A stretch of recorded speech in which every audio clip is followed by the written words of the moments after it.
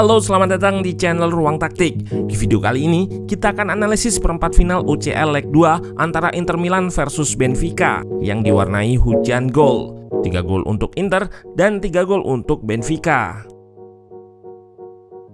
Inter Milan sebagai tuan rumah bermodalkan keunggulan 2 gol di leg pertama, berhasil pastikan lolos dengan hasil imbang di leg kedua ini. Meskipun secara possession kalah dominan dibanding Benfica yang kuasai 60% penguasaan bola, Inter bisa ciptakan peluang yang jumlahnya nggak jauh beda dari Benfica, 11 shot berbanding 12 shot. Kualitas peluang Inter pun lebih baik dengan total XG 1,2, Benfica hanya 0,68. Namun hal ini juga yang jadi catatan bagi Inter dalam aspek bertahan. Hanya dengan XG yang relatif rendah, Benfica sukses lesakkan 3 gol ke gawang Inter. Nah, penasaran dengan jalannya laga dari segi taktikal? Let's go, kita bahas sama-sama.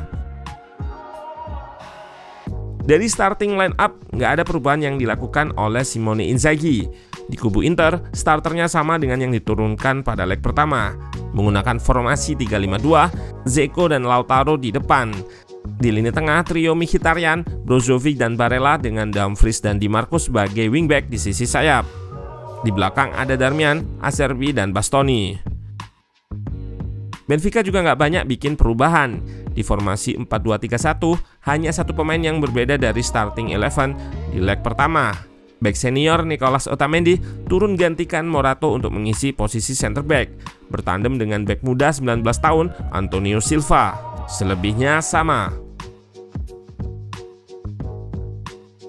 Nggak berbeda dengan leg pertama, saat Benfica build up, Inter mencoba untuk menghambatnya dengan melakukan high press. Dua striker di lini pertama block press bergantian menekan center back Benfica yang memegang bola.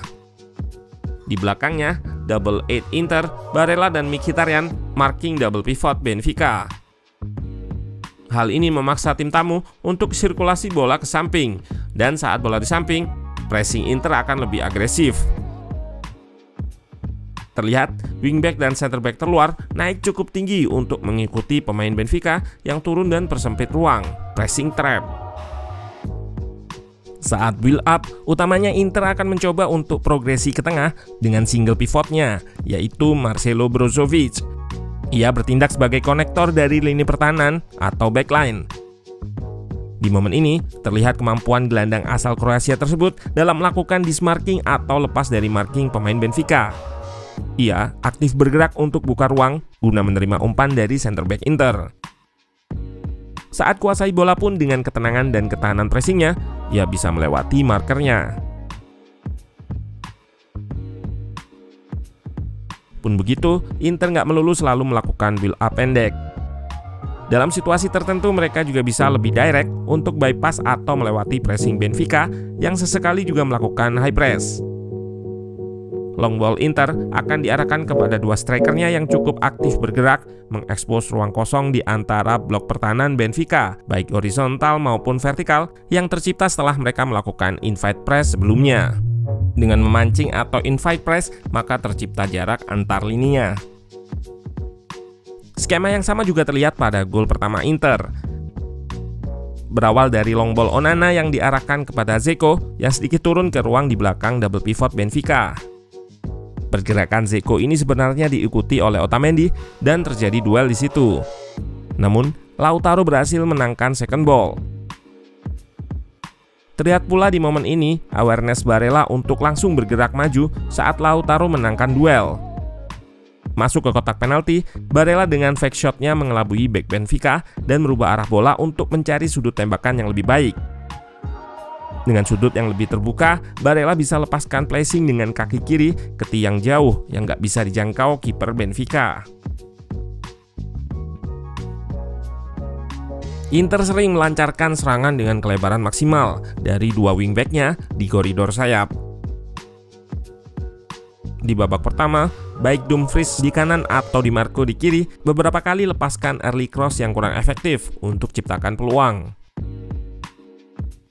Pada babak kedua, ada sedikit perubahan dan improvement di skema attacking Inter dari sisi sayap ini. Wingback gak lagi kirimkan early cross seperti tadi. Nampaknya Inzaghi menginstruksikan pemain Inter lainnya untuk lebih banyak bergerak berikan support kepada wingback Inter yang kuasai bola. Dan benar saja, 2 gol Inter di babak kedua tercipta dari skema ini. Di gol kedua, Mkhitaryan yang bergerak ke half space mengekspos ruang antara center back dan bek kanan Benfica. Sebenarnya sudah ada pemain Benfica yang mengikuti pergerakan Mkhitaryan dan Di Marco. Namun kedua pemain Inter ini unggul momentum sehingga bisa melewati marking dari pemain Benfica. Di Marco yang lepas bisa lancarkan cutback kepada Lautaro yang juga nggak terkawal di depan gawang. Dan hanya dengan satu sentuhan, striker asal Argentina ini sukses cetak gol kedua. Gol ketiga, kali ini Bastoni yang naik memecah marking Aursnes terhadap Di Marco dan berikan ruang baginya untuk mengoper kepada Joaquin Correa. Dengan gerakan sederhana merubah arah bola, Correa berhasil lewati Otamendi sebelum melepaskan placing ke tiang jauh.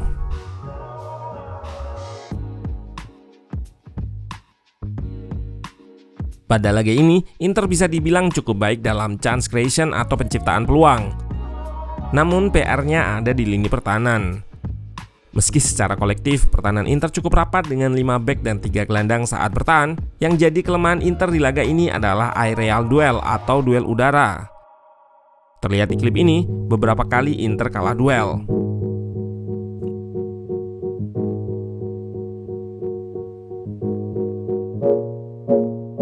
Gol awal Benfica di babak pertama pun dari skema crossing. Sebelumnya, pemain-pemain Benfica lakukan wide overload di sisi sayap. Terlihat Di Marco naik dan ada 3 pemain Benfica di sekitar Bastoni. Rafa Silva yang kosong lepaskan crossing kepada Aursnes yang berada di antara 2 bek Inter. Tanpa kawalan, ia berhasil melakukan sundulan keras yang gak mampu diantisipasi oleh Onana. Selain itu, di akhir babak kedua nampak Inter juga mulai kehilangan fokus dalam area pertahanan. Brozovic dengan kesalahan passingnya dan menurunnya marking back-back Inter yang membuat Benfica bisa merangsek masuk ke kotak penalti. Jelang laga berakhir, Benfica malah mencetak 2 gol. Gol keduanya mereka cetak dari skema indirect free kick. Masih sama problemnya antisipasi bola udara.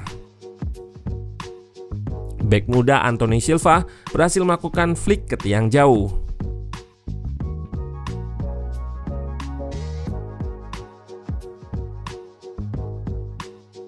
Dan di gol ketiga, di situasi 1 versus 1, Grimaldo bisa lewati Mkhitaryan sebelum melepaskan cutback yang bisa dijangkau oleh Peter Musa untuk samakan kedudukan.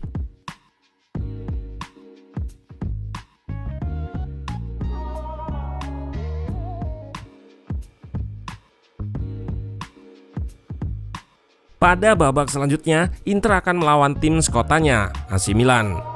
Memiliki counter attack cepat, Inter harus mewaspadainya, dan pertahanan yang cukup kokoh berhasil redam Napoli. Nah, kira-kira apa yang akan dilakukan Inzaghi? Patut kita tunggu.